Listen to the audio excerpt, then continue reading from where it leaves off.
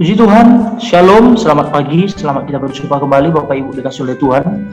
Selamat datang dalam ibadah GKTI Raja Daud. Kiranya kita semua dalam keadaan sehat dan baik dan sukacita dalam beribadah pada minggu pagi ini. Kita mau mulai ibadah kita pada pagi hari ini, saudaraku. Kita memuji Tuhan, kita mengangkat pujian, kita katakan jiwaku sungguh merindukanmu.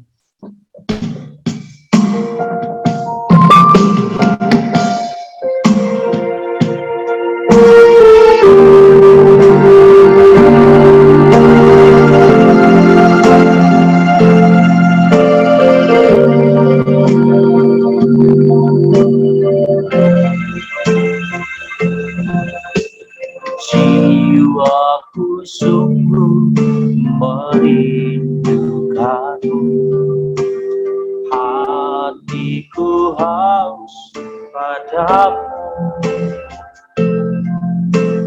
Ku mau selalu tinggal di dalammu, menikmati kebaikan.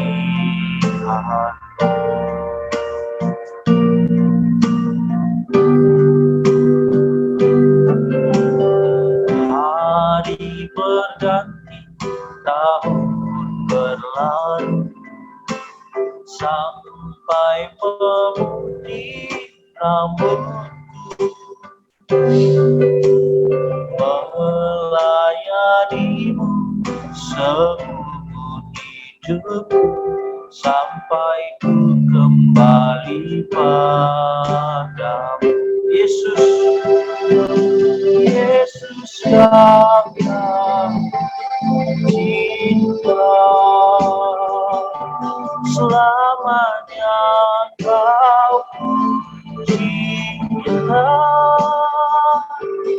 sampai akhir zaman hidup.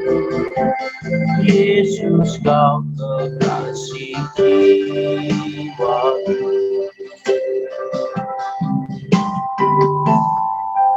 Dari awal kita nyanyikan pujian ini.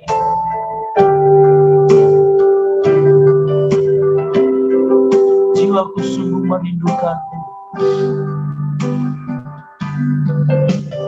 Jiwaku sungguh merindukanmu, hatiku haus padamu. Mau selalu tinggal di dalammu, menikmati kebaikan. Hari berganti,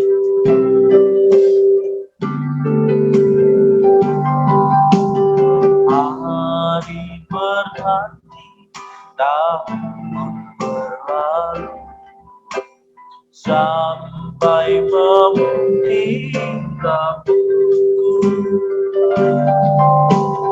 melayanimu seumur hidupku, sampai ku kembali padamu. Yesus Kau yang cinta, selamanya Kau cinta, sampai akhir zaman hidup. Yesus Kau kekasih jiwaku. Yesus Kau yang cinta, selamanya Kau cinta, sampai akhir zaman hidupku. Yesus Kau kekasih jiwa. Yesus Kau yang cinta,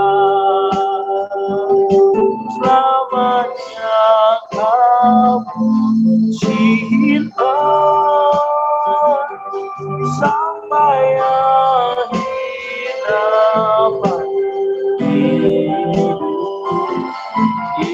Yesus kau kekasih jiwaku, sampai akhir dapat hidupku. Yesus kau kekasih jiwaku, Yesus kau kekasih jiwaku.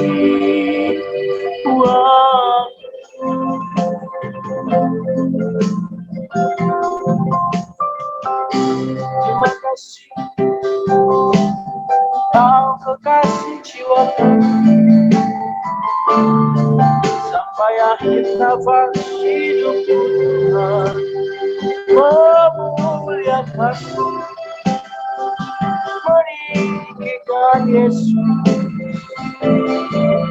memuliakan Bapa. Haleluya, terima kasih, terima kasih Yesus.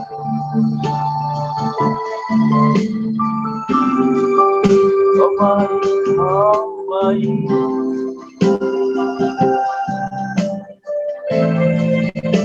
Yesus kau cinta, Yesus kau cinta, selamanya kau cinta, sampai akhir nafas hidupku. Yesus kau kekasih jiwaku, Yesus kau kekasih jiwaku.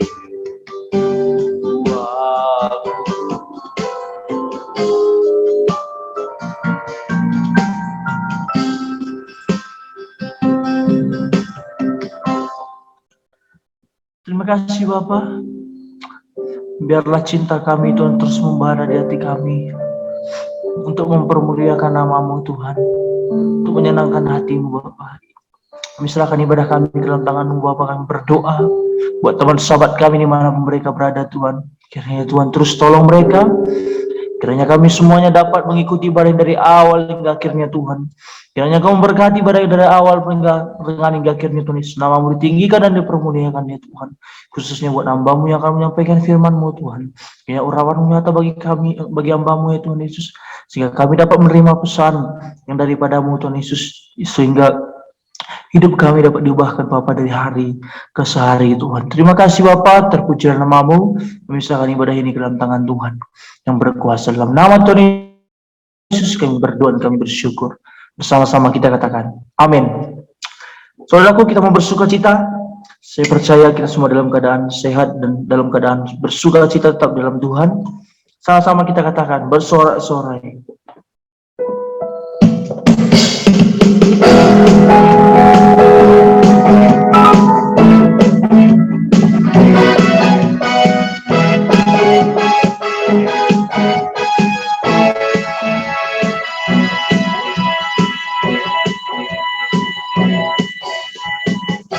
Sorak-sorai, muliakan nama-Nya, Dia berperang ganti kita.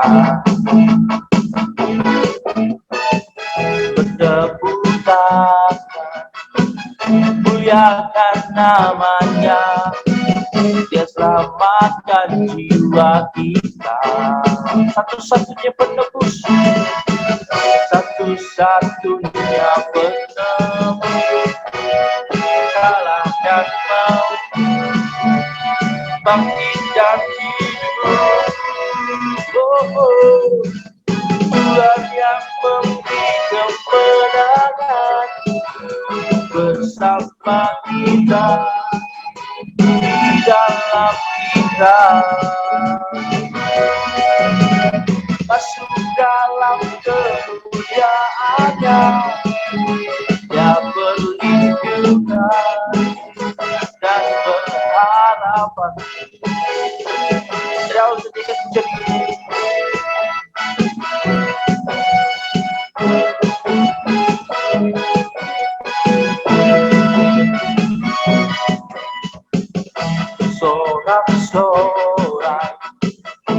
muliakan namanya.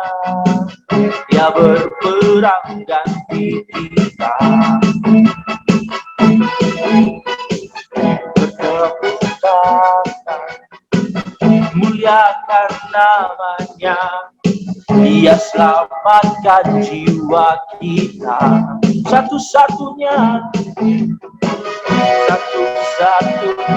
penebus. Kalahkan maut, bangkitkan hidup. Oh, Tuhan yang memberi kemenangan bersama kita, di dalam kita. Masuk dalam kemuliaannya yang perlindungan dan pengharapan. Tuhan yang memberi, Tuhan yang memberi kemenangan bersama kita, di dalam kita. Masuk dalam kemuliaannya yang perlindungan dan pengharapan. Yang perlindungan dan pengharapan.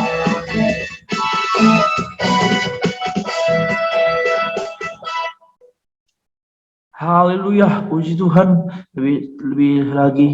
Lebih seru lagi kita memuji Tuhan, saudaraku. Kita sama-sama katakan, bila topan keras melanda hidupmu.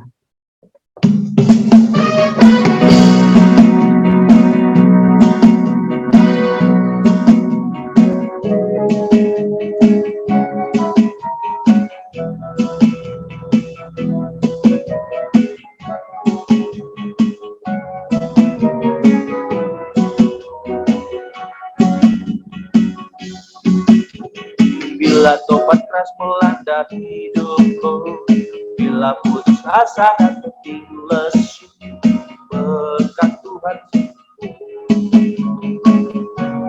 kagum oleh. Dari awal kita nyanyikan pujian ini, bila topan keras melanda hidup. Bila topan keras melanda hidupku, bila putus asa dan letih lesu, berkat Tuhan satu-satu hiduplah. Kau niscaya kagum oleh kasih-Nya. Berkat Tuhan mari hiduplah. Kau kan kagum oleh kasih-Nya. Berkat Tuhan mari hiduplah. Kau niscaya kagum oleh kasih-Nya. Baik, kedua,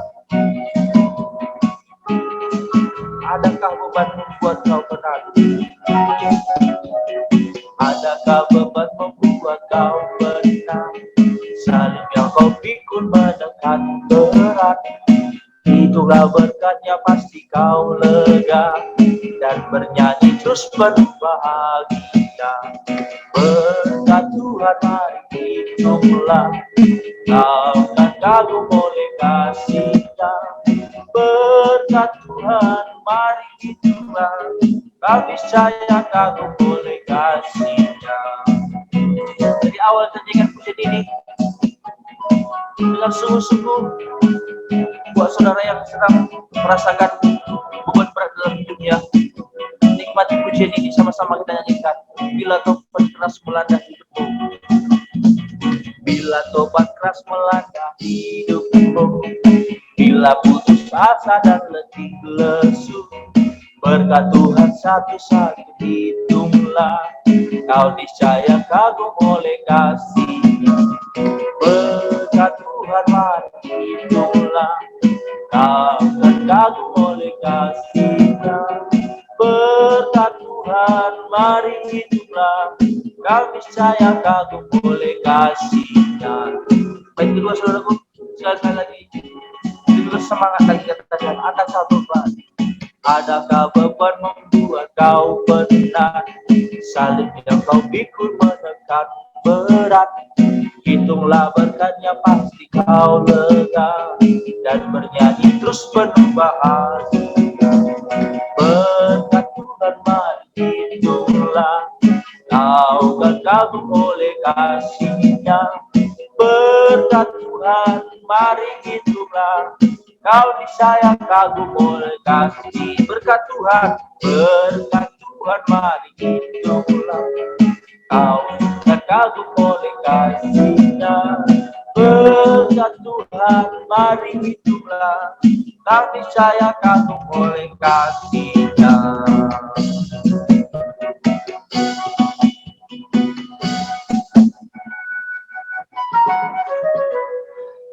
Tiba saatnya kita mengakui pengakuan iman rasuli kita. Bersama-sama kita katakan, aku percaya kepada Allah, Bapa yang Maha Kuasa, Khalik langit dan bumi, dan kepada Yesus Kristus, Anaknya yang tunggal, Tuhan kita, yang dikandung daripada Roh Kudus, lahir dari anak darah Maria, yang menderita di bawah pemerintahan Pontius Pilatus, disalibkan, mati dan dikuburkan, turun ke dalam kerajaan maut, pada hari yang ketiga, bangkit pula dari antara orang mati, naik ke surga, duduk di sebelah kanan Allah, Bapa yang Maha Kuasa, dan akan datang dari sana untuk menghakimi orang hidup dan yang mati.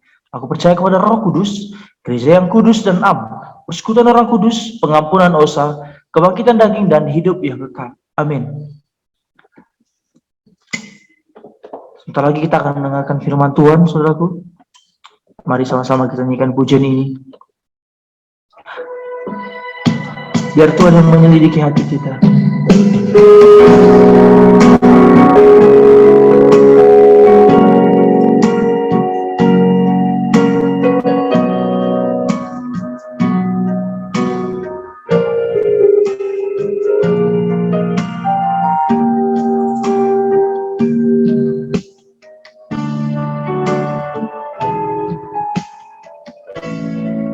Pujilah aku Tuhan, cobalah aku Tuhan,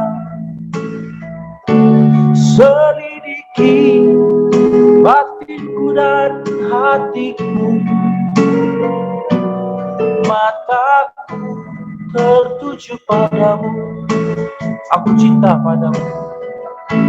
Aku cinta padamu Tuhan,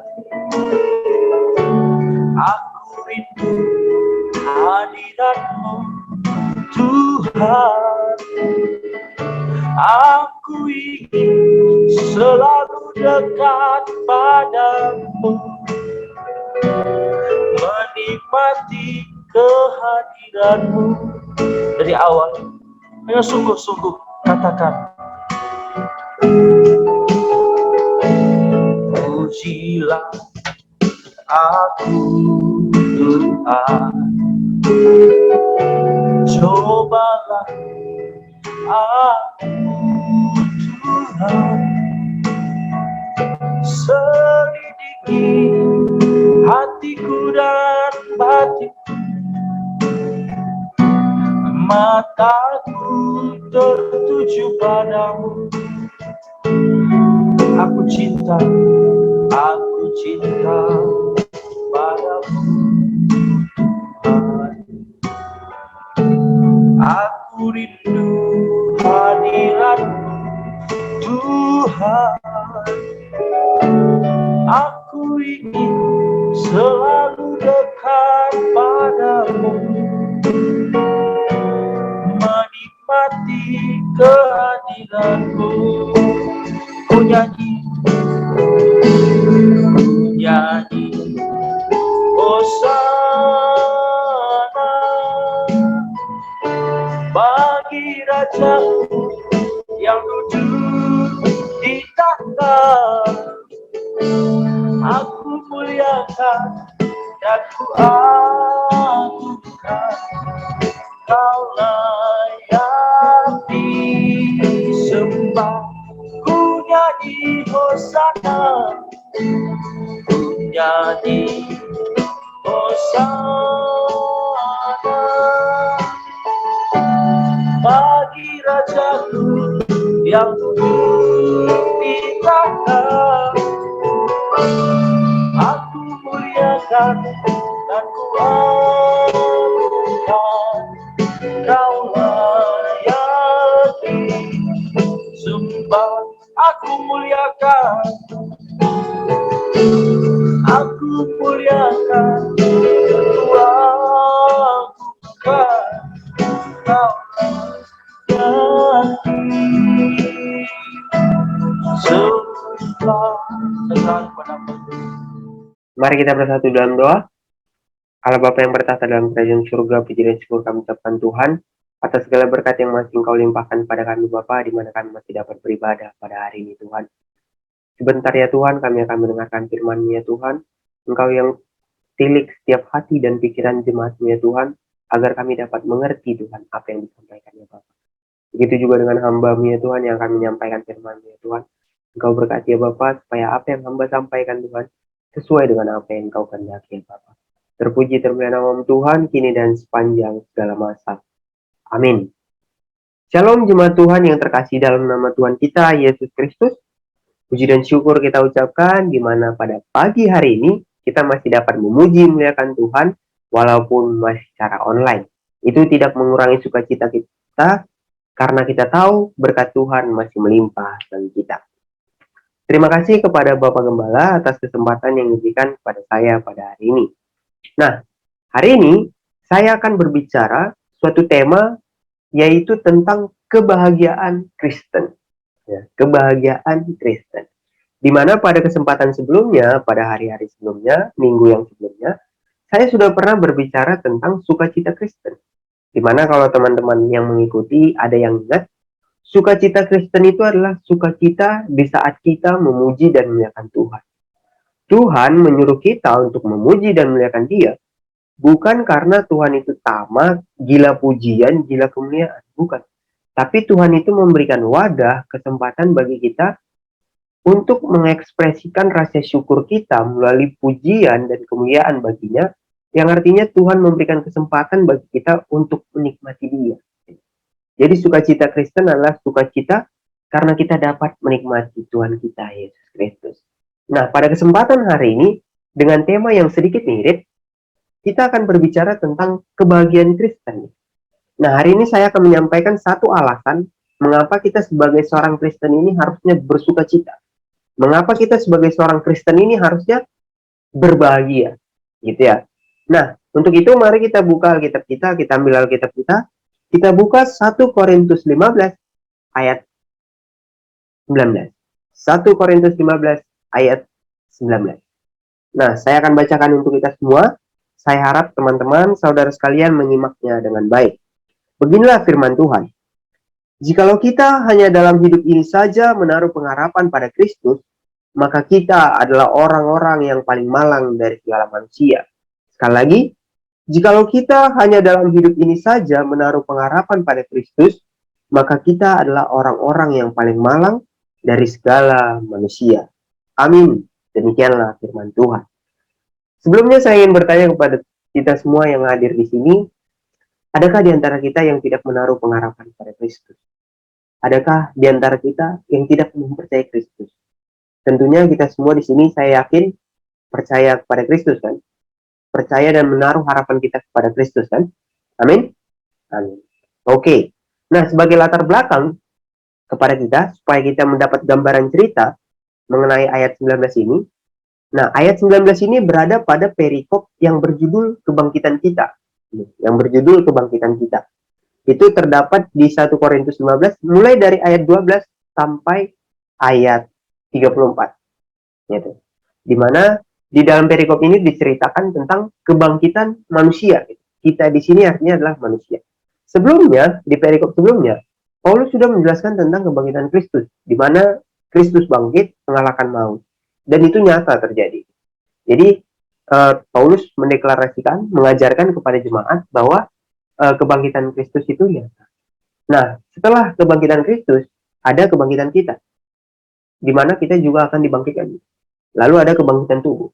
Nah, kita dapat melihat bagaimana Paulus menjelaskannya begitu terstruktur. Nah, pada hari ini kita akan fokus pada kebangkitan kita. Nanti ada sedikit hubungannya dengan kebangkitan Kristus. Di awal perikop, di ayat-ayat 12, dikatakan bahwa saat Paulus sudah menjelaskan bahwa kebangkitan Kristus itu nyata, dan dia mengatakan kepada jemaat untuk mempercayainya, ternyata ada jemaat yang tidak percaya gitu. Ternyata tetap ada orang yang tidak percaya bahwa kebangkitan Kristus itu nyata.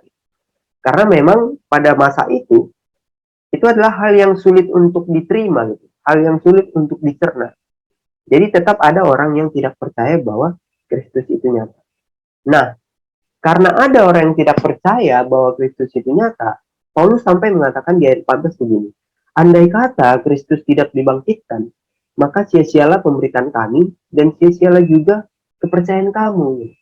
Jadi kalau kita bisa gambarkan, Paulus ini agak sedikit geram gitu ya, melihat orang-orang yang nggak percaya gitu. Sampai dia mengatakan, Kristus itu bangkit loh. Kalau Kristus itu nggak bangkit, maka sia-sia semua pemberitaan kami ini dan sia-sia juga kepercayaan. Nah, lalu apa hubungannya mempercayai kebangkitan Yesus ini dengan tema kita hari ini, yaitu kebahagiaan Kristen? Apa hubungannya? Oke, mari kita simak di kalimat pertamanya dulu. Jikalau kita hanya dalam hidup ini saja menaruh pengharapan kepada Kristus. Nah, di sini dikatakan menaruh pengharapan kepada Kristus di dalam hidup ini saja. Kalau kita simak, ini kan kayaknya ada yang aneh gitu, ada yang janggal. Bukankah sudah seharusnya kita menaruh pengharapan kita kepada Kristus gitu kan? Di dalam dunia ini kan? Emang ada tempat lain di mana kita harus menaruh kepercayaan kita atau menaruh pengharapan kita kepada Kristus?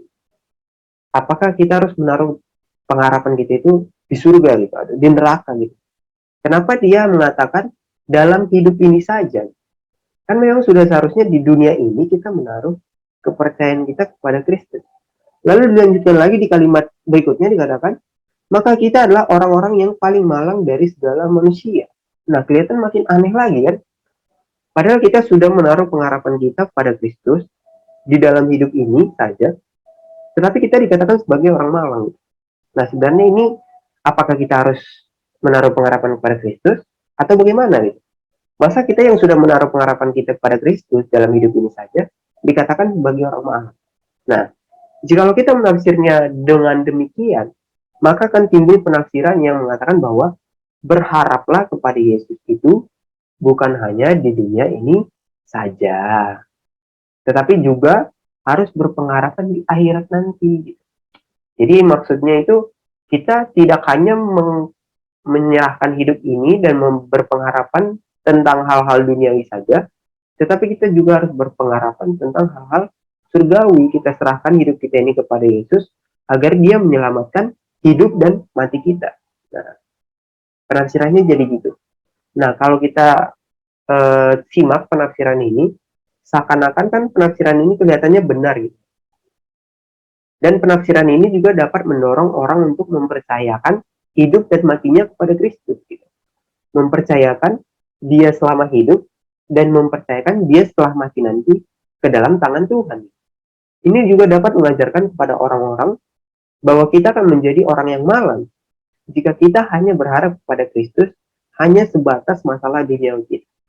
Kita tidak berharap tentang masalah surgawi kita, maka kita adalah orang yang paling malang. Nah, ini kelihatannya benar dan terdengar baik. Orang yang mendengar ini bisa jadi fokus dalam berhubungan pada Tuhan gitu. Bisa jadi hatinya tergerak untuk mengejar Tuhan. Oh, ternyata masalah duniawi ini, ternyata dalam dunia ini kita tidak boleh hanya menyerahkan masalah dunia kita dan berpengharapan pada Yesus hanya di dunia saja. Tapi di dunia akhirat pun nanti kita harus berpengharapan, gitu kan? Orang-orang bisa mempercayai itu. Tetapi ini agak kurang sinkron. Kenapa? Karena di dalam konteks ini, dari perikop sebelumnya dan perikop hari ini, itu bercerita tentang kebangkitan Kristus. Diawali dari kebangkitan Kristus. Jadi yang menjadi fokusnya adalah kebangkitan Kristus ini. Di dalam perikop sebelumnya, dia menjelaskan tentang kebangkitan Kristus. Dan kelanjutan dari kebangkitan Kristus itu adalah kebangkitan manusia atau kebangkitan kita. Itulah yang kita bahas pada hari ini. Lalu, bagaimana sebenarnya penafsiran yang cocok, yang sesuai dengan konteks pada hari ini?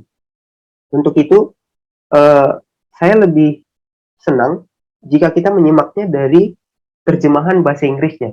Dari terjemahan bahasa Inggris, dari KJV, di mana kalimat Yang paling malang dari segala manusia itu diterjemahkan dalam bahasa Inggris, itu dituliskan most miserable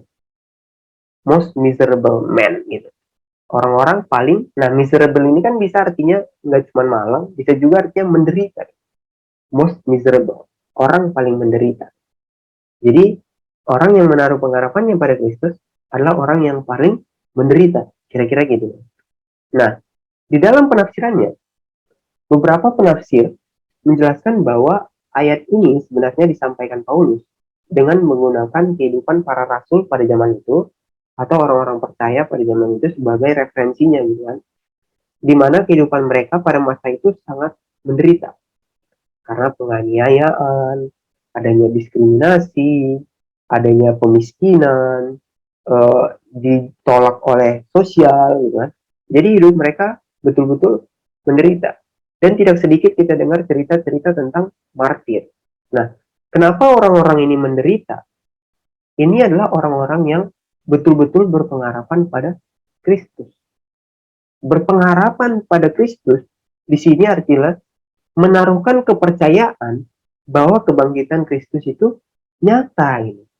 Nah, ini sesuai dengan konteks pada perikop sebelumnya di mana Paulus menjelaskan bahwa kebangkitan Kristus itu nyata. Nah, orang-orang ini juga lah yang menyampaikan kepada orang banyak, kepada jemaat bahwa kebangkitan Kristus itu nyata. Nah, akibat dari penyampaian firman mereka ini, akibat dari penyampaian apa yang mereka sampaikan tentang kebangkitan Kristus, kepercayaan mereka kepada Kristus, maka mereka mendapatkan penganiayaan, mereka mendapatkan penderitaan, mereka mendapatkan penolakan dan ancaman teror gitu.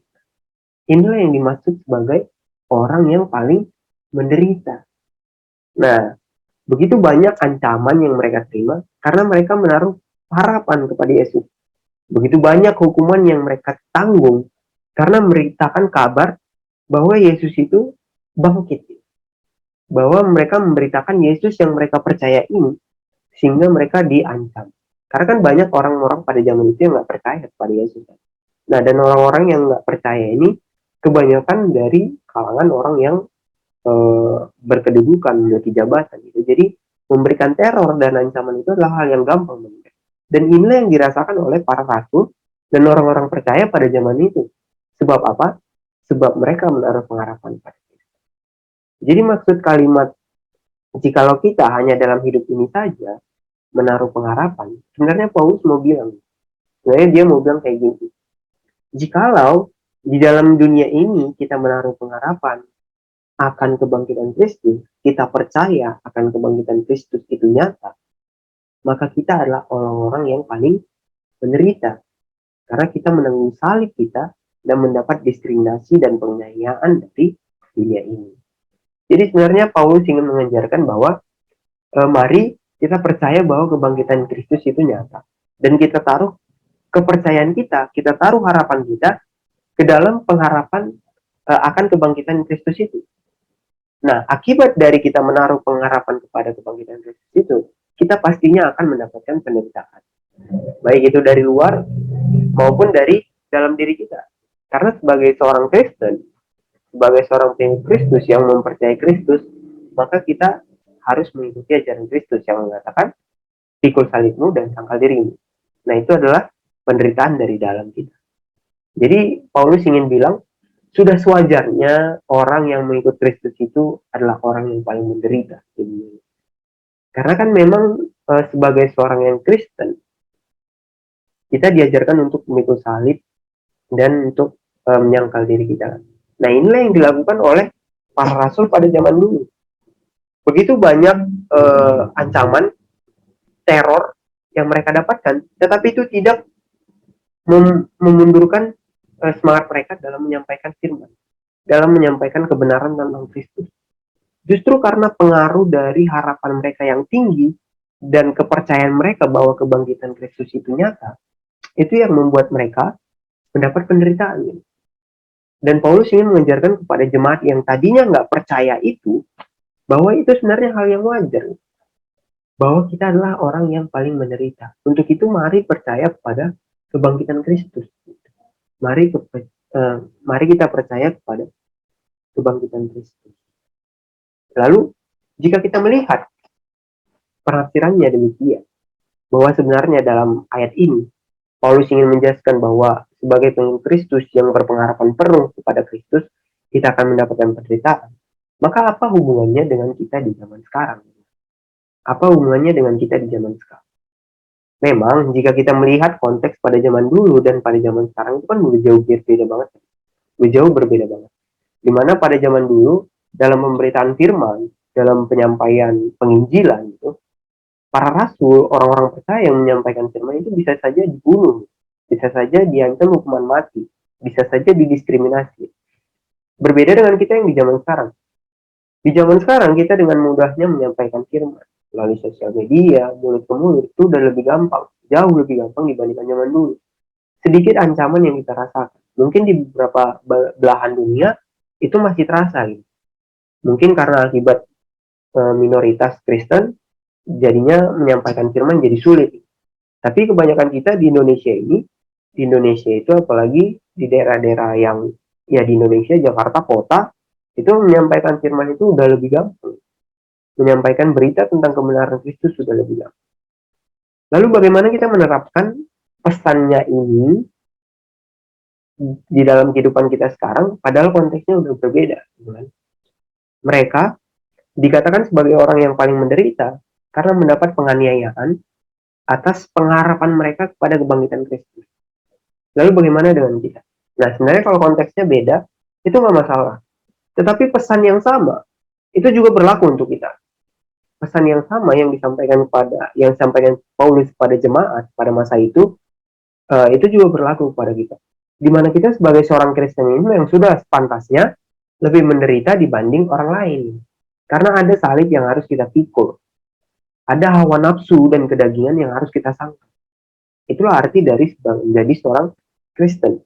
Jadi kalau misalnya di antara pertemanan kita, di antara lingkungan kita kelihatannya hidupnya biasa-biasa aja.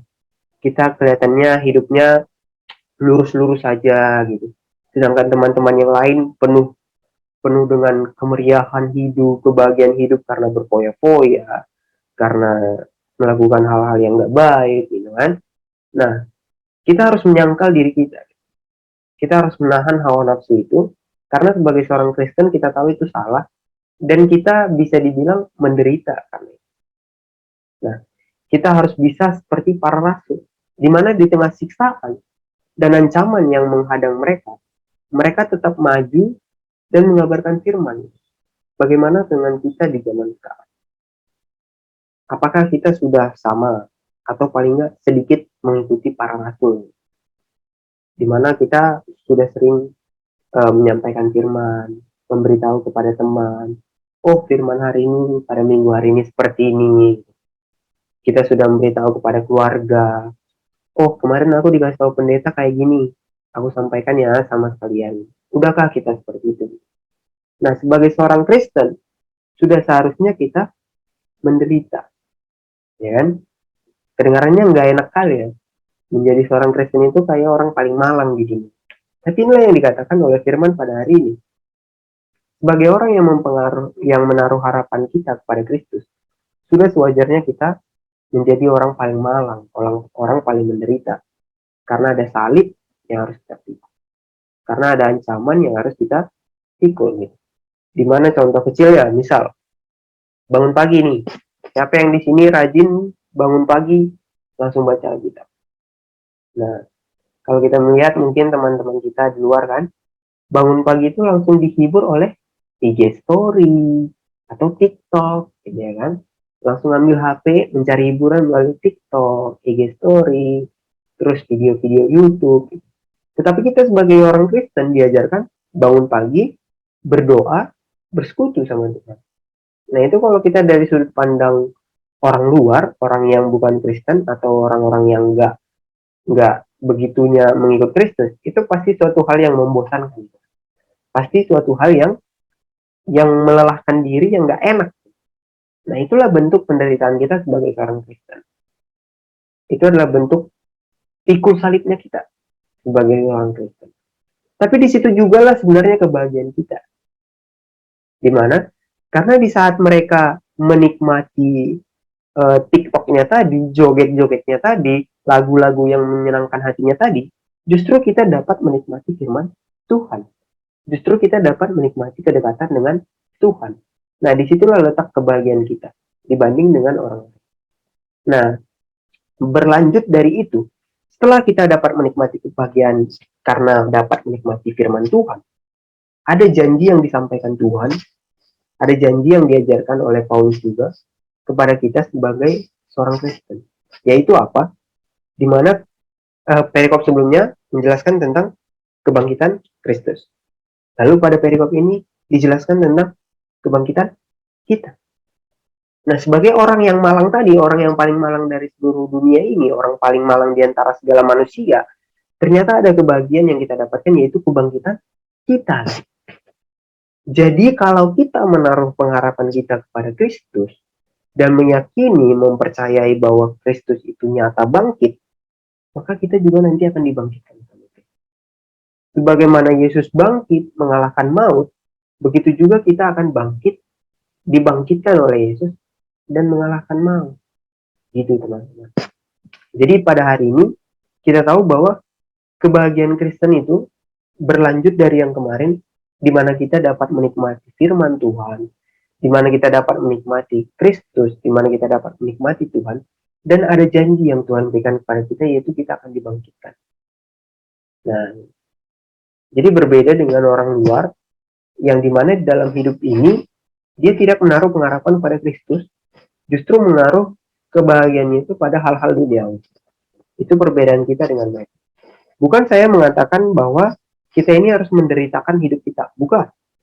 Kita ini harus menderitakan diri kita. Kayak memiskinkan diri lah, melakukan hal-hal ekstrim supaya kelihatan menderita, sedih. Bukan. Tapi sebagai orang Kristen, di dalam kehidupan kita, mau tidak mau, penderitaan itu akan datang. Penderitaan itu akan muncul, akan kita rasakan. Itu sudah sewajarnya. Nah, itu yang dikatakan. Makanya kita sebagai seorang Kristen ini bisa dianggap sebagai orang paling malang. Tetapi walaupun demikian, sebagai orang yang paling malang itu, ada janji yang Tuhan berikan kepada kita. Ada janji yang Tuhan sediakan kepada kita. Nah, gitu.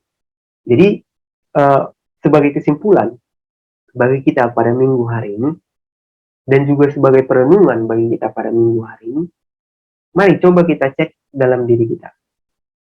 Sudahkah kita betul-betul meyakini bahwa Yesus itu bangkit? Karena kalau Yesus tidak bangkit, maka sia-sia kepercayaan kita.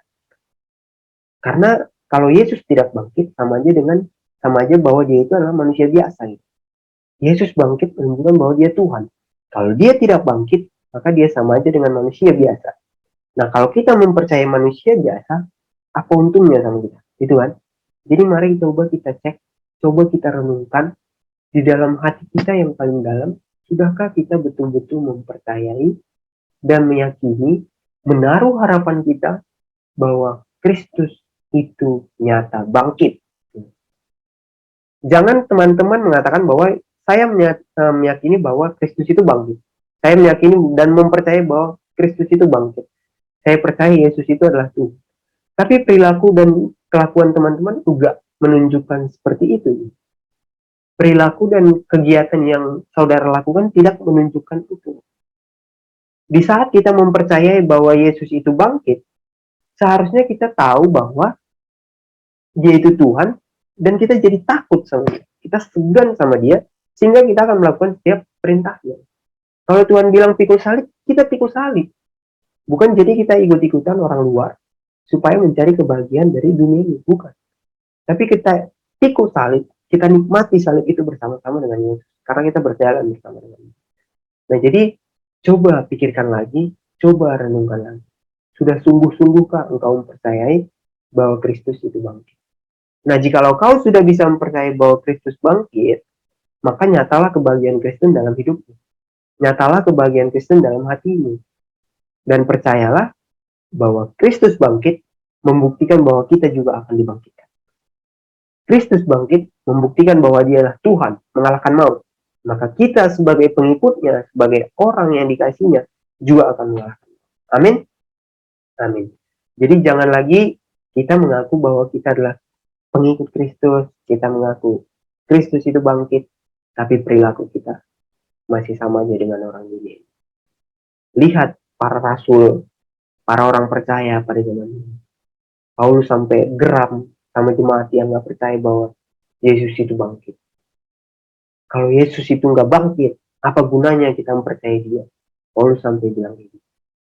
Maka teman-teman percayalah bahwa Kristus itu bangkit dan kita juga akan dibangkitkannya. Amin. Mari kita berdoa. Allah Bapa yang bertata dalam kerajaan surga, puji dan syukur kami ucapkan Tuhan atas segala berkat yang Kau berikan pada pagi hari ini Tuhan. Ya Tuhan Yesus, kami percaya bahwa Engkau itu betul-betul bangkit ya Tuhan. Kami percaya bahwa Engkau itu nyata Tuhan. Kami percaya bahwa Engkau itulah Tuhan yang mengalahkan maut. Ya. Untuk itu Tuhan, kami juga meyakini bahwa di dalam Tuhan, di dalam kami menaruh pengharapan akan kebangkitan ya Tuhan. Kami juga percaya kami akan dibangkitkan. Kami diselamatkan ya Tuhan. Terpuji termulia nama-Mu Tuhan atas segala keagungan-Mu Tuhan, atas segala kebangkitan. Haleluya. Amin.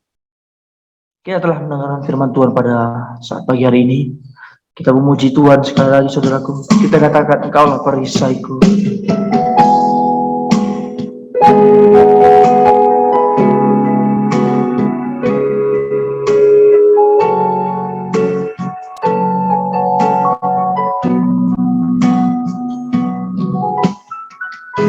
Engkaulah perisaiku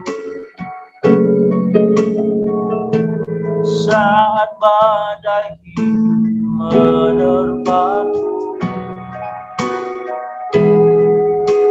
Janji-Mu di dalam pulihkan jiwaku. Sekali lagi, Engkaulah perisaiku. Engkaulah perisaiku saat badai hidup menerpaku. Janji-Mu di dalamku pulihkan jiwaku. Ku kan berdiri di tengah badai dengan kekuatan yang Kau berikan. Sampai kapanpun ku kan bertahan, karena Yesus selalu menumpukan berdiri, kan berdiri di tengah badai dengan kekuatan yang Kau berikan. Sampai kapanpun ku kan bertahan, karena Yesus selalu menopang hidupku.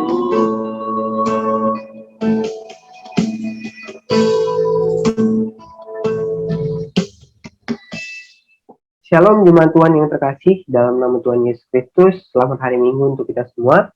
Saya akan mewakili Bapak Gembala untuk menyampaikan sapaan Gembala pada Minggu hari ini. Seperti biasa, kita akan awali dari persembahan. Karena masih online, persembahan dan perpuluhan dapat ditransfer melalui rekening Bank BCA, itu yang Yayasan Pondok Raja Daud, dan juga rekening Bank DKI. Seperti yang biasa Bapak Gembala sampaikan, mari kita disiplinkan diri kita untuk memberikan yang terbaik kepada Tuhan. Selanjutnya kelas pendalaman Alkitab. Untuk saat ini, sepertinya kelas pendalaman Alkitab akan libur terlebih dahulu, karena pada saat ini Bapak Gembala sedang fokus di dalam disertasinya. Jadi beliau sedang fokus dalam ujian disertasi. Untuk itu mari kita juga doakan Bapak Gembala supaya sukses dalam disertasinya sehingga bisa memberikan lebih banyak ilmu kepada kita jemaat-jemaat GKTI Raja Daud.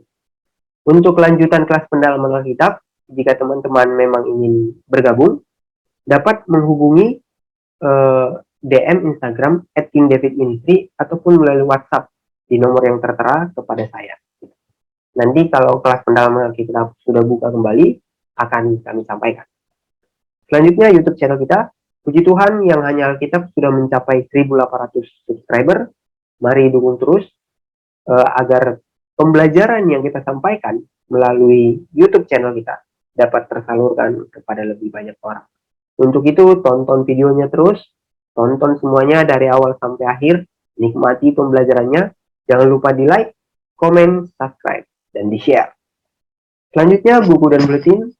Kita sudah menerbitkan buku dan buletin, dan yang paling terbaru adalah DISCT volume yang kelima. Nah, semuanya dijual dalam bentuk PDF ataupun cetak. Bagi teman-teman yang tertarik untuk membeli, silakan menghubungi kontak saya ataupun kontak Bapak Gembala. Kontaknya nanti ada di kolom deskripsi. Dan yang terakhir, ibadah pentabisan PDT, PDM, dan Evangelis.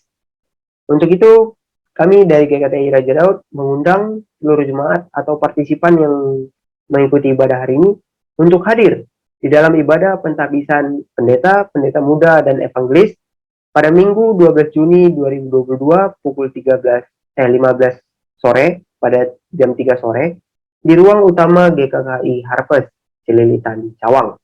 Nah, mari kita bersama-sama beribadah dan juga menghadiri pentabisan PDT, PDM, dan evangelis. Demikianlah warta pada minggu hari ini. Mari jemaat Tuhan, sebelum kita mengakhiri ibadah ini, mari kita bersatu dalam doa. Allah Bapa kami yang bertata dalam kerajaan surga, tujuan surga kami ucapkan Tuhan atas segala berkat Bapa, di mana hari ini kami masih dapat beribadah, memuji muliakan nama-Mu Tuhan, walaupun secara online ya Bapa.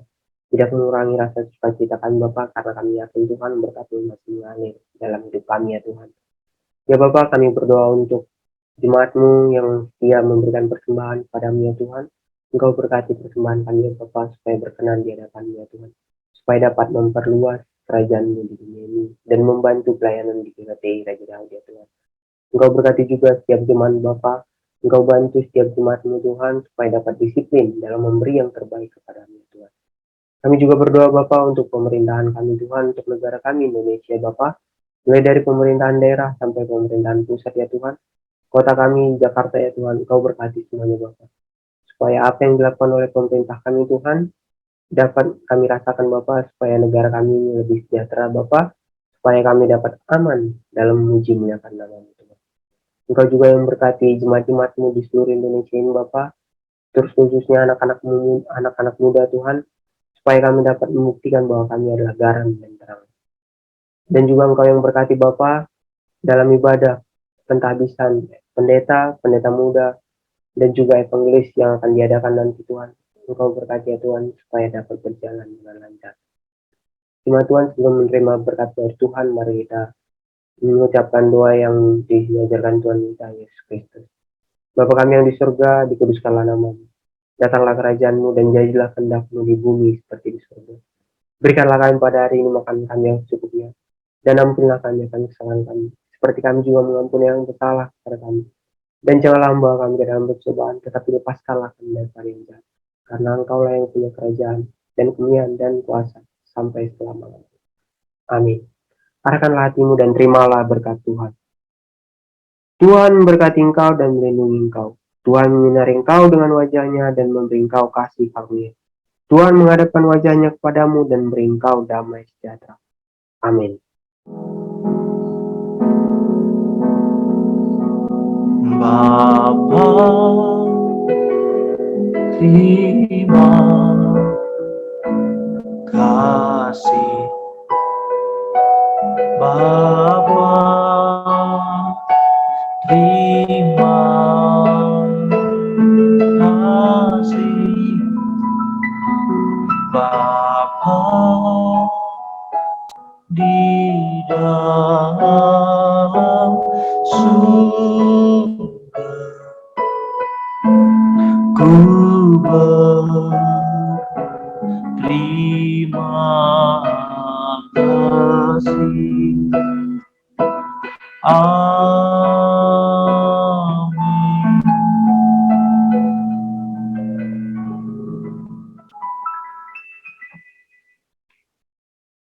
Amin. Puji Tuhan, Bapak Ibu saudara dikasih oleh Tuhan. Terima kasih dan selamat hari Minggu buat kita semuanya.